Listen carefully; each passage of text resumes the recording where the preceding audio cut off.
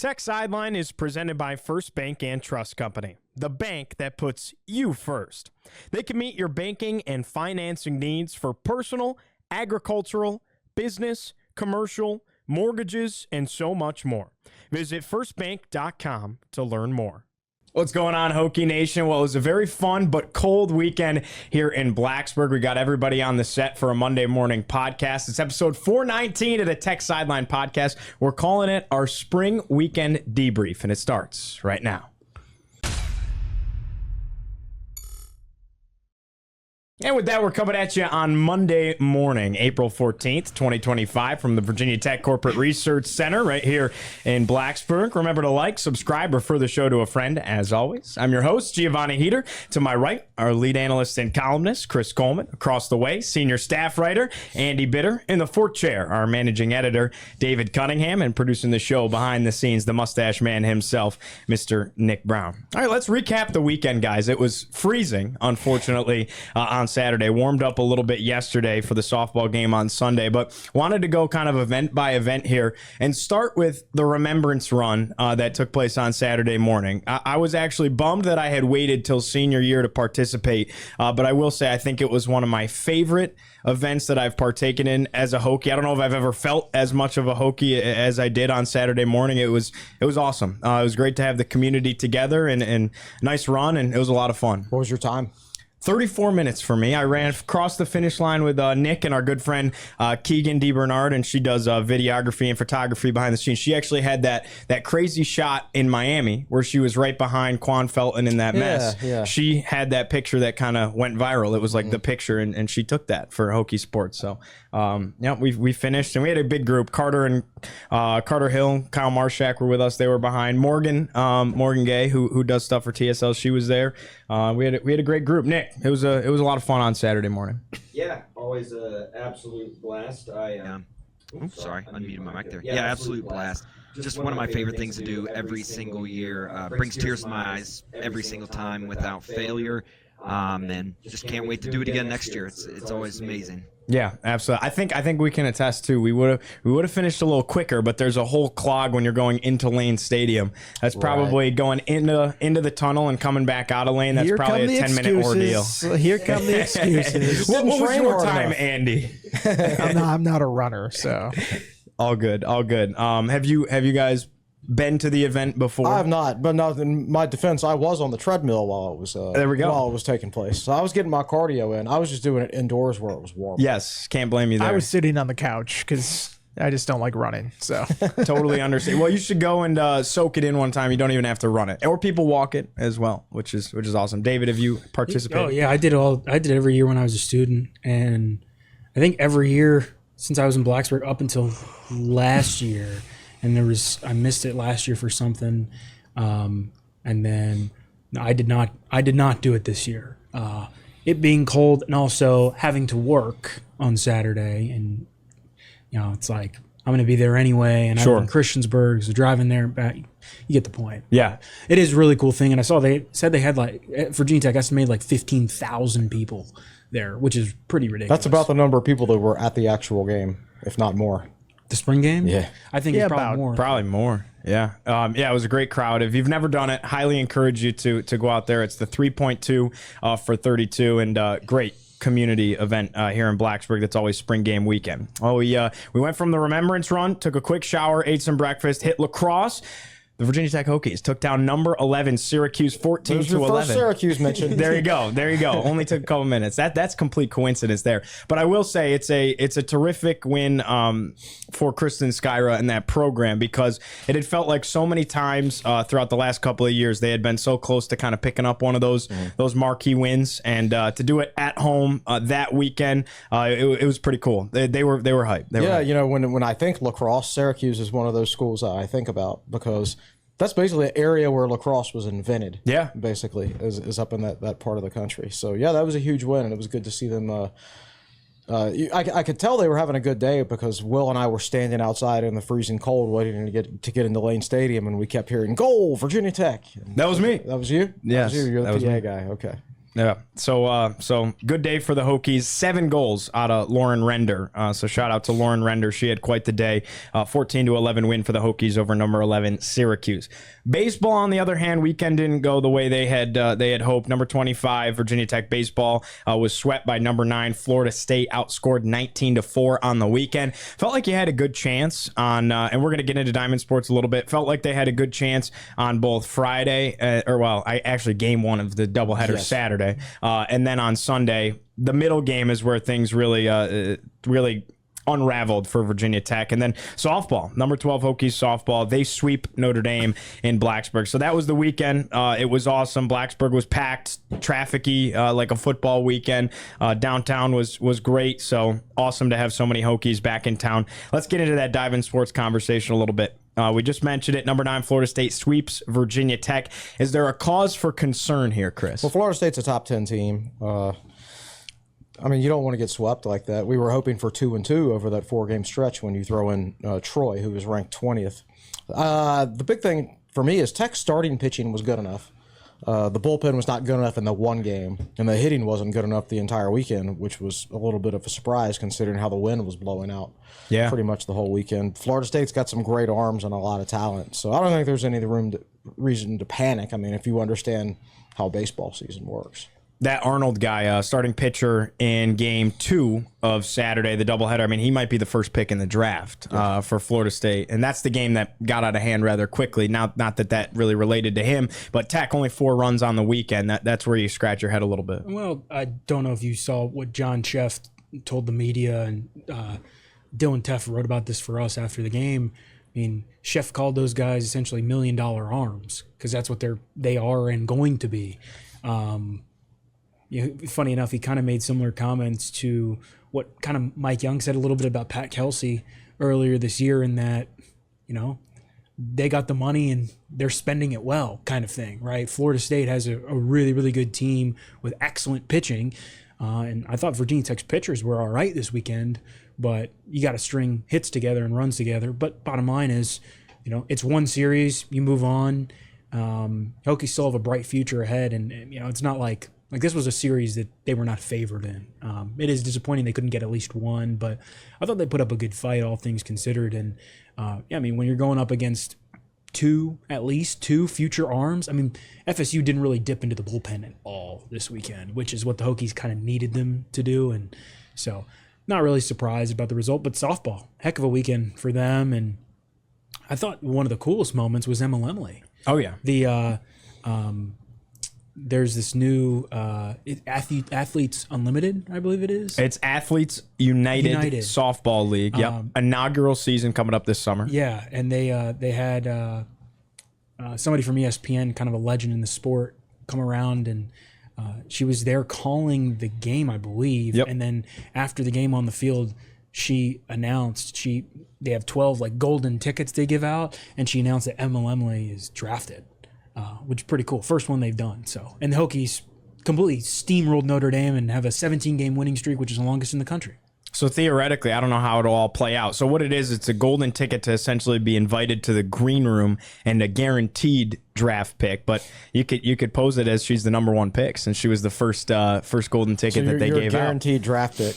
So what happens if they get to the last pick of the draft and none of the teams have decided that they want to draft that person? Then you pretty much tell the last team, you have to draft this person because they got a golden ticket. They're giving out 12 golden tickets, but they're going to draft more players than that. I know, but they're only going to give it out to people where it's obvious they're going to get drafted. Sure. So number 12 softball sweeps Notre Dame. That's 17 straight wins for Hokies softball. 4th straight ACC series sweep. Kyle and I were talking about it on the broadcast yesterday. It's a different level of dominance. They outscored Notre Dame 32-5 on the weekend. Run rules in 2 of the 3 games, the back 2 games of the series. It's just unbelievable what they're doing offensively. And then when the pitching complements it, I don't know if anybody's going to be able to touch them. We're circling that Florida State series here in Blacksburg 3 weeks from now. Well, they lead the country in shutouts, right? Yes, sir. Yeah. So it's weird because it doesn't feel like the pitching is dominant sometimes, but yet when you look at that numbers, it has been. So they're a very well balanced team. Yeah, Lemley's got more strikeouts than anybody in the ACC, and then you complement that with Sophie Kleiman, the lowest ERA of anybody in the ACC. They really are dominant inside the circle. Their infield defense as one of the best fielding percentages in not just the ACC, the entire country. They lead the conference in home runs, in slugging. I mean, they're legit. Corey McMillan, 19 home runs on the season. I'll ask you in this, Nick, David and Nick, is this a season where it feels like at this point you're 32-5, you've lost one ACC game, it came opening weekend to a ranked Virginia team? This just feels a little bit different. It feels like there really could be something special brewing here as we get to the home stretch here in the regular season.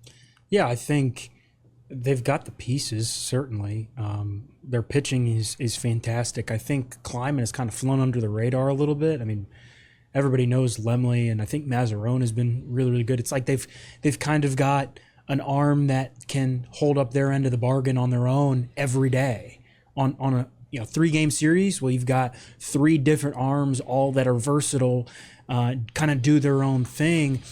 That's something that they haven't really had before. A lot of times you think back to like 2022, 2023, Keely Rochard, Emma Lemley, right? Those are 2 arms. But having a third, man, I mean, Kleiman is the only transfer portal person they added in the offseason. She's paying off. Their bats are high. They were 13 for 25 yesterday. Insane. And that's pretty ridiculous.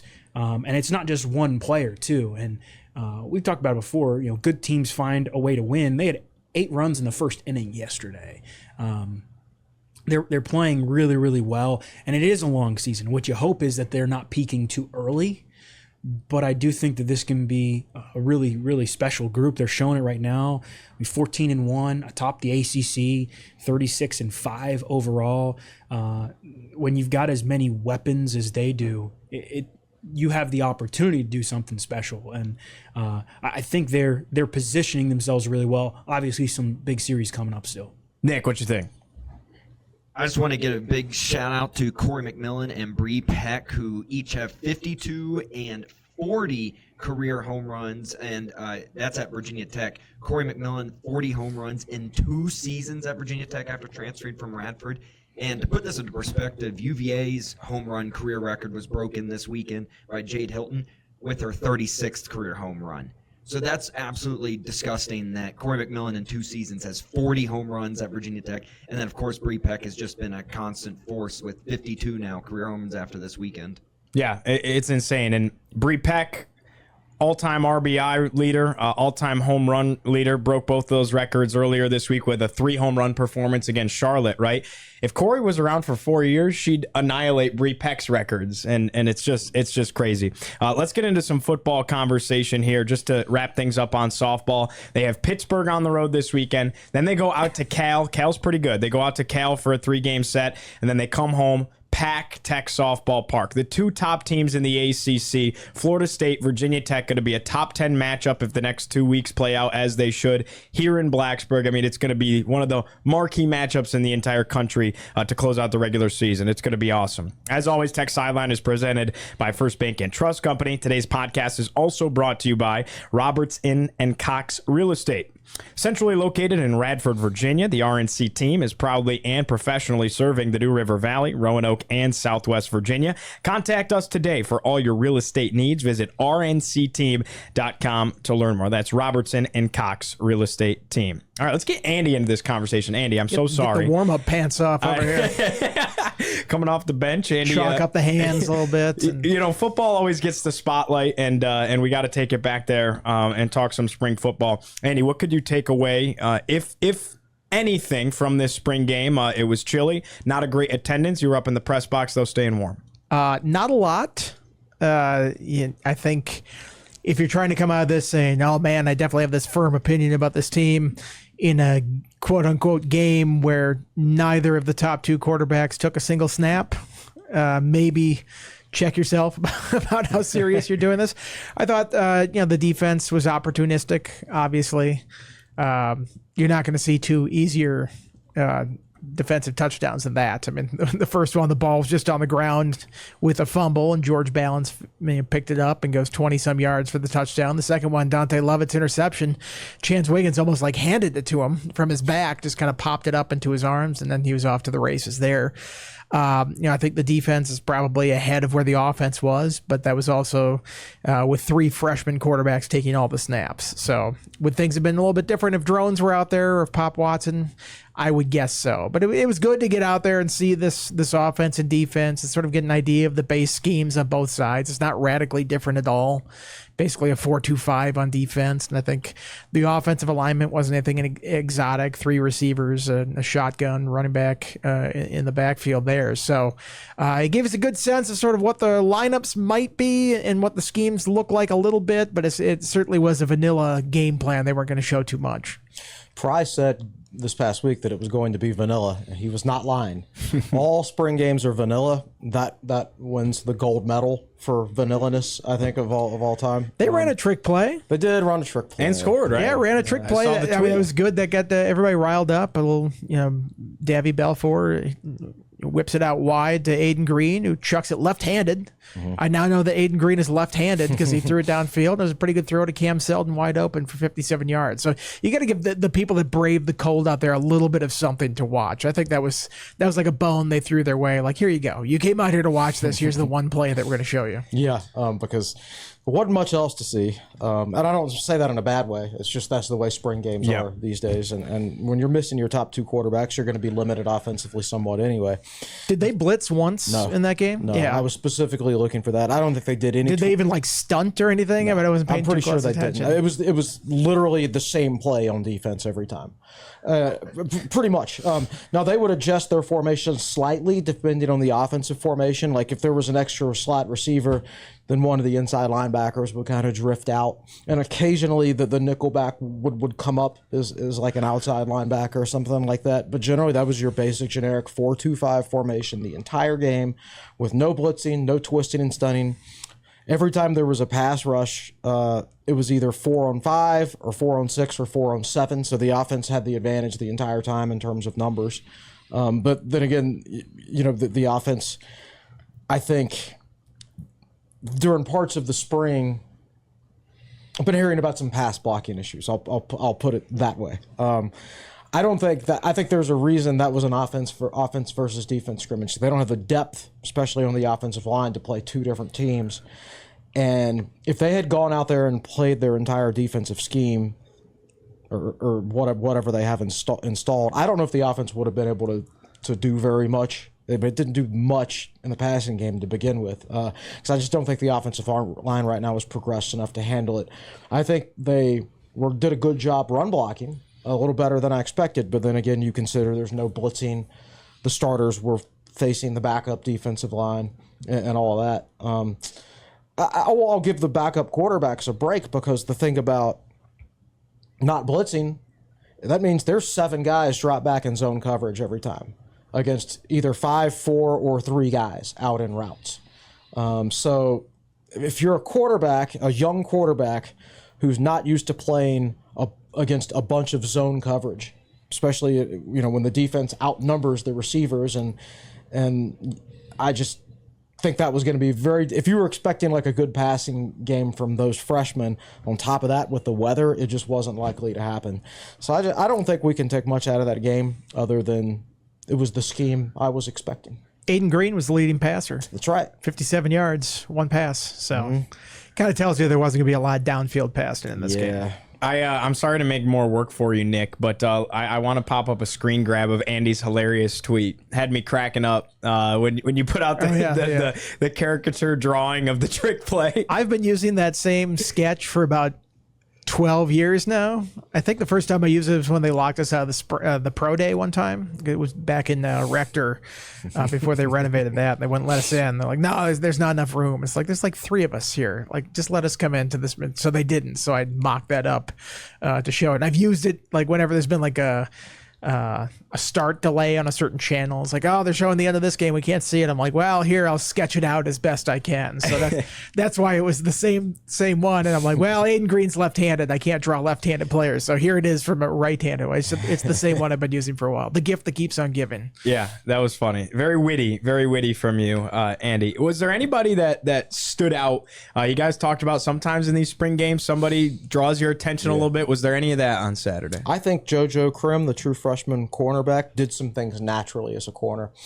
I'm not even talking about the interception at the end of the game. That was a wounded duck when they were around, a lot of pressure on the quarterback. He couldn't really step into his throw and everything like that. It was making up for the interception they didn't give him along with Chance Wiggins. That's exactly right. I thought that's the one that they awarded Chance Wiggins on a 50-50 ball. Okay. When the quarterback. That was 80-20 at best. I think Krim had most of that. I don't know how they'd rule that in a game, but I feel like that was mostly the defensive back. I thought that's what I thought watching it live. I never saw a good replay of it. But to me, it's irrelevant whether he got the interception or whether he didn't. For me, it was about how quickly he diagnosed the play, how quickly he broke on the ball. And if he's capable of doing that as a true freshman, then, I think he's got a pretty bright future. And we've heard good things about the true freshman corners this spring. Knowledge Harrell played nickelback in this game, and he had an excellent one-on-one tackle at one point. We got a good picture of it. It'll be on the depth chart projection that I'm going to post this afternoon. Okay. Pretty good picture of it. Really good tackle, really good form for a true freshman. Those were probably the standouts to me, with the caveat, of course, that they were playing against freshman quarterbacks in a very vanilla spring game. Yeah, I thought some running backs looked all right. I don't think that, so many question marks coming off Bashaw Tootin. I don't think there's going to be a Tootin in this room. It's certainly not somebody who's going to get that much, lion's share of the carries. But, Braden Bennett, Marcellus Hawkins, I think they all kind of showed a little bit of something in that game that maybe this can be rebuild him in the aggregate type deal with Tootin. You're not going to have a guy like that, but see what you can get out there on the field. Otherwise, I think Cam Selden looks like a physical specimen, certainly out there. I can see why they want to find ways to get him the ball. I think he could be a special guy with the ball in his hands, not just receiving, just to hand it to him on an end around or something like that. He scored on the trick play? He did. Yeah. I could have scored on the trick play if I would have managed to catch it. It was so wide open. But I think you can see why they talk about him in a little like Deebo Samuel type way. Like, he looks like he has those kind of physical skills. He can be that type of runner. I thought it was interesting afterwards. The Price said the offensive line was the most improved group of the spring. And I suppose you can be most improved and still be the worst unit on the offense. Mm-hmm. I mean, if that makes sense. Because they started from the bottom. If you're coming spot. from a certain spot and you only improve so much, you could still be behind the other units in terms of how good you are. So I don't know if that's necessarily contradictory, how he's saying that, because I still think that group has a lot to sort out. But I thought it was interesting that he said that. And, Philip Montgomery was singing Matt Moore's praises. He called him the best offensive line coach in the country, which I'm not one to judge that whole thing. But I thought it was interesting that he said that. He comes out with praise like that. So we'll see where this group gets to by August and by fall camp. I think there's a ways to go and a lot of sorting out there. But they didn't look completely overwhelmed in this game. Yeah. And again, they didn't throw a lot at them. You're right. And it's like you pointed out in your 5 thoughts yesterday, and this is a good point.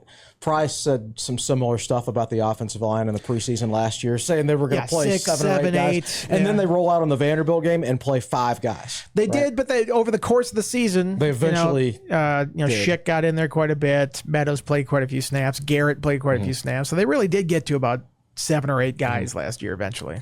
Well, I got some more football things to bring up with you guys. Christian Fitzpatrick, if you guys don't remember, that's that wide receiver for Marshall that had that awesome one-handed catch. The greatest catch in the history of Lane Stadium. There you go. And it was against Mansour Delane. Mansour actually had a great game that game, if I remember correctly, and it took that catch to that was the one him. catch he had. Right. But an unbelievable catch by Fitzpatrick. All season long, he really did tear it up for Marshall and had a strong season for them. He's in the portal, and I've seen a lot of arrows pointing towards Virginia Tech could be a possible destination spot. Just wanted to bring him up and get your guys' thoughts. Have you heard anything at all? I know we visited this weekend. Right. He's a big physical receiver, as he showed. I do think those starting 3 receivers for Virginia Tech, Donovan Green from Wake Forest, He's a good player when he's healthy. The thing is, he's hardly ever been healthy the last few years for Wake Forest. So that's not something you can 100% trust. I think Aiden Green's going to be good. Selden right now was a starter, but think about this. I think he's a great athlete, probably the best athlete on offense. But he's also never played receiver before. If you're throwing a guy in there... He is in high school. Right, Back to high school. But not at the college level. Right, sure. Right? If you throw a guy in there who's never played receiver at the college level and he's already starting in his first semester, that's probably a sign that you do lack a little bit of depth there and lack proven players there. So I would definitely like to bring in another receiver. I don't think it's like priority or anything, but if they've got another spot, I would definitely do that. I'll also say that was the best catch I've ever seen in Lane Stadium. The second best catch I've ever seen in Lane Stadium might have actually been the Gosnell catch in that same game. That diving catch, that nobody remembers because the one that Fitzpatrick made was so amazing. I'm trying to remember. TSL off the top of my head. Exactly. He's diving at it. Honestly, if it wasn't overthrown, he would have scored. Gosnell. It was on the south end zone, towards the south end zone. Okay. He just fully laid out. Luckily, TSL owns some great footage of both of those catches. I can think of one, the UNC game in 2019 when Damon Hazelton made the one-handed catch by the pylon that Quincy Patterson threw. In like the fourth or fifth overtime, whatever it was. Yeah, that was a great throw and a great catch. A guy named Brian Still had one, a game I was at in 1994 against Pitt that was very similar to the Gosnell one that probably can't find highlights of on the internet. Trey Turner have one in the back of the end zone that was sort of like a one-handed, and then he got his foot down, like a toe tap type deal. What about scared? Scared money don't make money. Was that game? Yeah, that's right. UVA. Yeah. Nick says you can buy a poster of the Gosnell catch if you want on techsideline.com. So what about you, Andy, and maybe even David as well? Your thoughts on Christian Fitzpatrick? Would you like to see an addition there? I think wherever you can add that finds value on this roster, I think it's going to take some cash in this current portal setup and the way teams are sort of dumping money on guys right now. I think it's not going to come cheap to add anybody in the spring portal window. So it will be interesting to see how this plays out because a lot of guys are going to see a lot of money potentially coming out. David? Yeah, same kind of thing. I think every area across the board, Virginia Tech could pretty much address. The real question is, do you feel like it's worth it to spend your money in that place or put it somewhere else, right? I think the Greens and Selden are good fits for the wide receiver room and are all talented guys. I think maybe depends on what Keelan Adams' injury severity is. But there are some young guys behind that are up-and-comers. I mean, if you want to talk like strictly recruiting rankings, that might be the most talented position group Virginia Tech has. So do you want to add more to it? I don't know. Fair enough. All right, one last thing on football here that I wanted to bring up. Nick and I were huffing and puffing running the 3.2 talking about this on Saturday morning because it was kind of breaking news. Nico Iamaleava from Tennessee. The holdout, Tennessee. How long did you have to practice pronouncing that name? Iamaleava? Luckily, I'm a leaving? Yeah, how perfect is his name is basically I'm a leaving. I'm a leaving. It's hilarious. Just putting on a T for graphic artists out there on Twitter. Not going to play here anymore. I've been if you've ever seen Office Space. I've been taught as a broadcaster it is not only your job or responsibility, but like you owe it to the players to be able to say their name. So if you're going to say their name on the air. It took me a while to get Uyunglele down. I never got it down. Uyunglele, yeah. I graduated. And Matuapuaka was actually easier, I think. Tungavailoa was the first one that got everybody, it seems like. And there was a lot of broadcasters that still got it wrong, and then they were kind of shamed by other broadcasters like, dude, it's our job to say it right.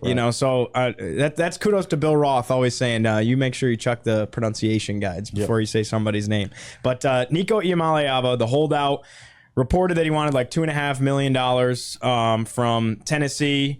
He didn't go to practice and whatnot, and then Tennessee said, all right, well, enjoy packing your bags. I think it's funny that apparently the Oregon coach called up Heupel and said, just to let you know, your boy's agent is shopping him around, and that's how Tennessee found out about it. Yeah. That's Dan Lanning. I don't know if that Friday holdout was as much of a holdout as it was Tennessee saying, get out. Yeah, you're done. Yeah, it's certainly the swinging of the pendulum and like how the public perceives athlete compensation and things. I think this might be something that kind of swings it back in the school's favor when you see a player doing something like this, and it's just sort of unseemly for somebody. They're making quite a bit of money. And listen, all these guys are trying to get more money. Coaches are trying to get more money too. So if you step back from it and go, oh my gosh, I can't believe this player would do it. It's like, well, how often does an agent float his coach's name out there, and that gives everybody a bunch of raises down the line? So this is sort of the first time you're seeing it with a player, but it would be one thing if he was good.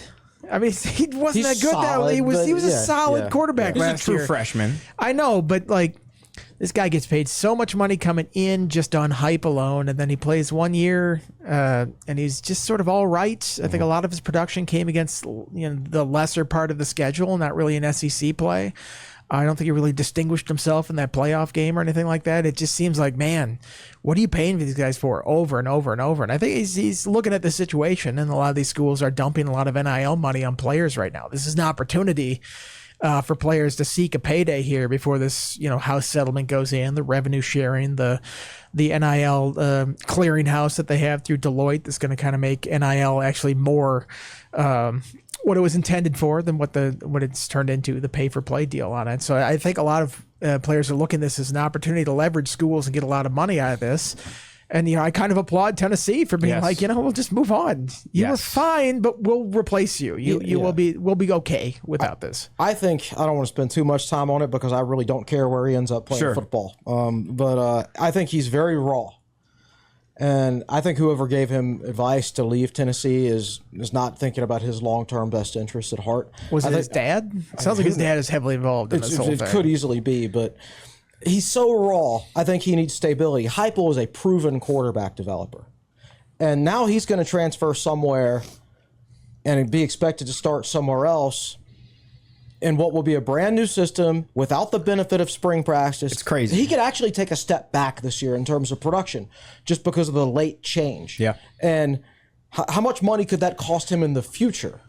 And at Tennessee, he had the luxury of very strong defense, which kept them in games and things like that. And there's no promises of any of that next year. Here's the thing. Somebody's going to pay him. Yep. Somebody always pays him. And it will be interesting to see how he does it. Like, didn't somebody pick North Carolina as a possible option? There's an FSU writer on 247 Sports that has put in a pick for UNC. Like, of all the places, do you think Bill Belichick would put up with that crap? Like, I just can't imagine him in a situation like that. So I'll be fascinated to see where he goes. And I'll be very interested to see where, Tennessee replaces somebody. Because the SEC has this rule that you can't transfer to an SEC school in the spring. So he's not going to an SEC school? He's not. But also, Tennessee is not going to pull its quarterback from another SEC school because it can't. So ACC, Big 12, guard your quarterbacks potentially. Now, I don't think that means anything for Virginia Tech.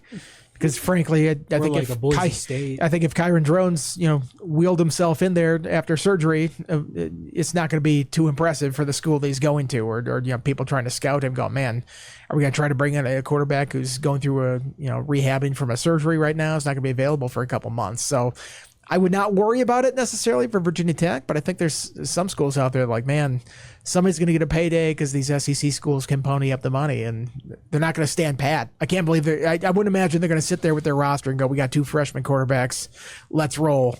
Like, they're going to bring in somebody. Well, there's a certain fan base that opens their season in Atlanta against Tennessee on August 31st, and I think they're very excited about the fact that Nico will not be playing quarterback there. Who's Syracuse's quarterback? It's Ricky Collins they got from LSU, so we'll see. You sure he's there for good? Maybe Tennessee comes calling for him. He can play against his former team, Syracuse. So even though he hasn't played a snap for Syracuse, is that an SEC transfer? No. Nothing, no. Nope. No, he spent a semester at Syracuse. That's right. They've laundered that by having a middleman school that they went to in between. You launder your players through the ACC these days. Oh, that's insane. That's crazy. All right, glad we touched on the Nico thing. I thought it was big enough news in the sport that it was worth bringing up. He's not going to be the only big time player in this portal to go in. Yes. You're going to see a lot of it, I think. I'm just glad Tennessee, I think it would have set a precedent if they were like, all right, we'll give him the money and hit the panic button and kept him around, because then all of a sudden you might see even more of it. Honestly, good on Tennessee for being the first to say, to your point, Andy, yeah, we're not going to do that. If they hadn't done it in such a ham-handed fashion and so publicly, right? I'm sure this has happened other places before. Sure. Where I bet you it's happened at every program in the country where players come in and be like, listen, I'm worth more than this. give me a little bit more, and maybe they've handled it sort of on the down low. Like, it doesn't get publicized that this guy got a big bump like that, because you don't want every player coming in and doing it. But I bet you there's been a player on every single roster that's come in and said, I want more money, and they give him a little bit more money, and they kept it quiet. But this became public, and once it became public, it became a whole thing, and now it's sort of the poster child of like NIL run amok, and can the system sustain itself? Which, again, if they're employees and these are contracts, then it's one thing. I feel a little bit more sympathy for the schools. There was I think it's the whole honesty part that gets with coaches. It's like, if you find out from someone else that your player is shopping himself around to other schools, then that's going to tick you off, right? As a coach, because you're going to feel like you can't trust this person. And coaches are all about trust. I remember one time Tech was recruiting this player from the 757 named Taj Capehart, and he was considered a good prospect, but he pretty much did nothing in college. Tech didn't really like him all that much, but they wanted to satisfy the cravings of the fan base who loves to sign in-state players, right? So Tech had a commitment from him. He was going to come to Tech. Then he started hemming and hawing, I'm going to take a visit to Maryland. So Fuente went in home with him like on a Thursday night, and was assured by the player and his dad, we're not visiting Maryland. Okay.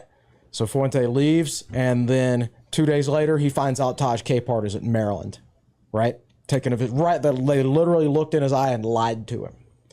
He pulled the offer. Said, if I can't trust you, you stood right in front of me and lied to me, pulling the offer. I think that's... I don't know if that was much Capehart himself, as maybe some forces around him trying to get him to go on that trip. Correct. I think he sort of reluctantly did it, if I remember correctly. Camp, I'll say. Sure. That's a better way to put it. But I think it's the same thing here with Nico. Is if you find out through another coach that your player's camp is shopping him around, that's dishonesty. So you want people around you can trust. It is rich, though, that it becomes an issue when it's a player doing it. Right. How many coaches sniff around another school? Yep. They don't tell their players. I mean, how many players find out the coach is leaving when the coach tells them? I loved how Will Wade handled it this year when he was at McNeese State. Coach, we hear you're getting considered for the NC State job, and instead of saying no, I'm happy at McNeese State, he was like, yeah, I've talked to him. My players know about it. You like that better than the Kevin Willard approach? Like, I haven't even talked to my agent. I have no idea. What's your agent for then if you're not talking to him? Don't give me that BS. Like, you know exactly what's going on. He did that when he was leaving his previous stop from Maryland too, I think. So I have a funny story about Virginia Tech might have dodged one with Willard. I know he was in running here, but it just, the idea that coaches that like, oh, their word is their honor. It's like, how many coaches string along a recruit along the process? And we've got a spot for you until somebody else commits. Then we don't have a spot for you and you're done recruiting. Or we've got a spot for you until you get hurt. And then loyalty is no longer a one-way or two-way street in that situation. So I do think it's kind of rich when you look at this situation now, and the power dynamic has shifted so heavily back to the players that now it's become an issue. Now it's alarming, and the sport's in trouble because coaches kind of have to be a little bit more honest about, what they're doing, their dealings with players. They can't, promise them the world and then they come in. It's like, well, we got you now, and we'll restrict your movement somewhere else. So I just think it's always interesting how we frame this thing, because I think a lot of people come down on the players like, oh my gosh, greedy, moving on to the best offer everywhere. It's like, well, coaches have been doing this forever. So I just always bring that up whenever we talk about situations. It's a great like point. this. I've got a funny story about that. So I know Tech fans love to hear Buzz Williams stories, right? So I'm going to tell one. New Maryland head coach? Yeah, new Maryland head coach. So his first year at Tech, his first recruiting class, he signed a couple of really highly touted players. And that spring, I'm hearing from some of their coaches that, hey, Buzz has reached out and the Texas job is open, and they've reached out to Buzz and want to interview him, and he's kind of wondering if our players would go with him to Texas if he happens to get that job, right? So that was after his first year at Virginia Tech. So I just happened to read that day that Buzz was going to be on the Kyle Bailey show that day. So I called Kyle and told him what was going on, and I'm like, straight up ask this dude if he's talking to Texas. And I want to hear him deny it or not deny it or whatever. So Kyle asked him the question about Texas and everything, and Buzz, to his credit, he just said, you know what? In situations like this, I'm always going to do whatever I think is best for my family. He didn't give one of those bogus comments about, oh, I love it at Virginia Tech, I'm dedicated, I want to coach here forever, blah, blah, blah. He gave what was, I believe, a very honest answer. And from that point on, I knew exactly what we were dealing with in Buzz Williams. That's a fair point. I guessed a little bit earlier because I didn't trust Buzz. Did you see the? I didn't either. Did you see the tweet about Buzz out there? Somebody said, convinced Buzz Williams made a deal where he got to be a D1 basketball coach, but that one deadly snail was always chasing him, so he has to relocate every 5 years. And then somebody actually somebody calculated how fast a snail can travel, and like showed that the distance from Texas A&M to Maryland was the exact distance a snail would travel in 5 years. So it worked out absolutely perfect for the tweet. So I didn't check the math on it, but I'll assume it's correct. It's too good to check. That's hilarious. I was a little surprised that Nick did not agree with me on this. I viewed Texas A&M as a better job with the resources and everything, the SEC, than Maryland. Why doesn't Texas A&M win though at anything? You know, they've only had like 1 10-win season in football in like the last 20 years, and only 2 in like the last 30 years. Well, I mean, Marquette's a better job than any of the 3 that he's had recently. Correct. He took a pay cut to come to Virginia Tech. He leaves. That's just how he operates. It doesn't matter if the job's better. He's like Jim Harbaugh. There's a ticking clock on the Buzz Williams experience everywhere you go.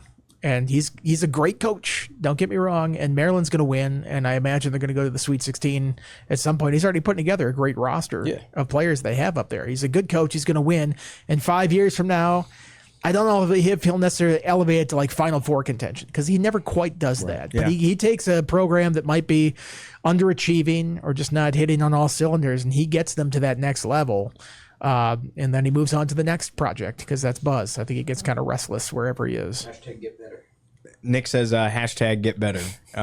Let's talk a little bit of basketball since we're talking Buzz Williams, but let's bring it back to Mike Young and the current Hokies. New transfer just dropped this morning. Izaiah Pasha for Virginia Tech, 6'4" guard. You're looking at a guy that pretty talented. 11.9 points per game. He was the CAA Rookie of the Year. I love it. He's top 100 by both ESPN and 247 in their portal rankings. Him and Hansberry are top 100 by both. He's got 3 years left for whatever that's worth these days. But you've got to say that if Tech had signed a senior with 1 year left, you know you're only going to have him for 1 year. You could potentially have this guy for more than others. He's 6'4", so he'll be the tallest point guard by far of the Mike Young era. He doesn't shoot it as much as you would expect, but his shooting will improve as he gets more comfortable with it. He's really good around the rim. Excellent rebounder for a guard. There was a game in the CAA tournament where he had 6 points, 10 rebounds, 9 assists, and 3 blocks. I think he's got a chance to become the most complete point guard that Mike Young has had at Virginia Tech. Maybe not the best shooter, maybe not the best passer, or maybe the best passer. We'll see. But I think from a size standpoint, athleticism standpoint, just the completeness of his game on both ends of the court, I think he's got a chance to be the best point guard of the Mike Young era. I love the size. David, I want to ask you this. How did Tech come into the mix? Because he announced the top 3 about a week ago at this point. That was Gonzaga, Penn State, Texas Tech. He visited Texas Tech, and Tech wasn't really on the radar. So how's he end up in Blacksburg? Money talks, baby. Who was the guy that committed to UVA? Jakari White, who had Virginia Tech in his top 5. And then randomly commits to UVA without taking a visit, and UVA wasn't even on his radar. So you can do the math there. Yeah. Pasha. He took a visit to Tech at least. Yeah. There you go. Yeah, Pasha was here yesterday. I mean, he's it sounds from what we've heard, Tech is paying him pretty handsomely. But he's a guy who, hopefully you can keep around for a while. I mean, you look at this upcoming roster. Basically, everybody Virginia Tech has. Like, the only guy who wouldn't be able to come back next year in 26-27 is Lowell. Yeah. So this is a roster Mike Young is kind of having an opportunity to build for a while. Granted, in this day and age, the transfer portal is constantly changing things, but I really like this pickup, and I think he's got the versatility to play 1 and 2. He can play off ball, so maybe you'll see him play with Ben Hammond some, I would imagine. Part of that comes down to how those guys are able to stretch the floor together. I imagine the ball movement would be pretty good with 2 ball handlers, but their ability to stretch the floor and also defensively. Mike Young always says you are what you can guard. Is Pasha, does Pasha have the ability to potentially guard, small forwards, if that makes sense? Like guys 6'4", 6'5", his size, but maybe at a little bit of a bigger spot. I'm very interested to kind of see how it all shapes up, but I think this is a really good pickup. And like Chris mentioned, I put it in my story earlier. So he was CAA Rookie of the Year. He earned CAA Rookie of the Week 6 times this year. He was an all-tournament team pick. He and John Camden, former Tech wing. Who's going to Cal. His 4th school. Back in the ACC on the West Coast. They led Delaware. Delaware was a number 12 seed in the CAA tournament, and they led Delaware to the CAA title game.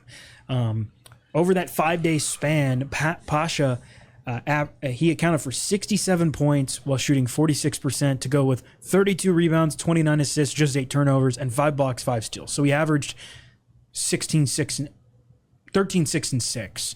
And in the title game, he had 21, 8, and 7. So, this is a guy who I think ended the year really well. You have to remember, he's still pretty young. He just finished his freshman year. He got off to a really slow start. He didn't really do much at all in those first 4 games of his collegiate career, and then all of a sudden, he turns it on, and he played pretty well the rest of the way and was pretty consistent. But he is a guy who, he had a couple 9, 10 rebound games. He had a couple 8, 9, 10 assist games. He can do it all. 5 of his top 5 games in terms of total assists all came in the last 10 games of the season. Yeah. So this was a guy who was peaking at the end. There was a point in the middle of the season, like David said, he didn't start off great. Then he got on a hot streak. But then there was a point in the middle of the season where he scored 0 points in a game. And it seemed like he had hit the freshman wall. But then he barreled right through the wall and was playing his best basketball of the season towards the end, which I think is a great sign. I'm getting fired up for Tech basketball. Feels like we could be looking at a pretty solid roster here. I think it's pretty obvious so far that they've had more resources to work with in the portal this year. Yeah, absolutely. And I think it helps, when you are able to retain a core like that in Ben Hammond and Jaden Shute and Tyler Johnson and hopefully Toby Lawal, who you could give the news. That was the next point. What we've been talking, yes. Chris and I have been talking about for a while. Toby Lawal officially announced earlier today that he's putting his name in the NBA draft, and he's either doing that or he's coming back to Virginia Tech. He's not transferring, no in between. So it's either Virginia Tech or pro. And it's the same thing Justin Mutz and Kevin Aluma did the last couple of years, where you go and get feedback. NBA scouts, people at the NBA Combine tell you, hey, here's what we like about your game. Here's what you need to improve on. If you remember, Chris, I'm sure you remember, Justin Mutz even mentioned that Mike Young flew out to visit him. I think he was in Vegas, and Mike Young flew out there to visit him. It didn't even ask him, hey, what are you thinking about coming back? He's just like, what's up, man? How are you? How are things going? And I think Justin Mutz, I think, really appreciated that part of it, if I remember correctly. But I would assume Toby Lawal comes back. I assume he gets good feedback and does what Mutz and Aluma did. And, all right, cool. I know what I have to work on. I know what they think of me. It's a good opportunity for him to compete against some pretty good competition, show off his athleticism, kind of get his name around, and then come back. And you had those 4 guys with Amani Hansberry, with Izaiah Pasha, and then you've got 2 incoming freshmen that you would think might be pretty good. You're looking at a pretty good roster. There's still a couple other positions they got to add, but so far so good. And yes, you can tell that Tech has had more resources to work with, and not done yet adding. There was another guy they had on campus, a center from Samford. I forget his first name, but Alan Spotch is his last name, and I would potentially expect Tech to get a commitment from that guy too, and that's more of a backup 5 per se. Yes, he would be the upgrade over Wessler. Okay. Hansberry would be the upgrade over Petit. Okay, makes sense. I'll get into this more in an article later this week. I definitely will write about Pasha, and if anyone else commits, they'll be in there as well. But I'm planning on that article on Wednesday. Last thing I'll say about Pasha. Last time Virginia Tech basketball, Mike Young got a commitment from the University of Delaware. It worked out pretty darn well with Justin Mutz. That's right. So I think we can be excited about this one, no doubt. Love his size, 6'4".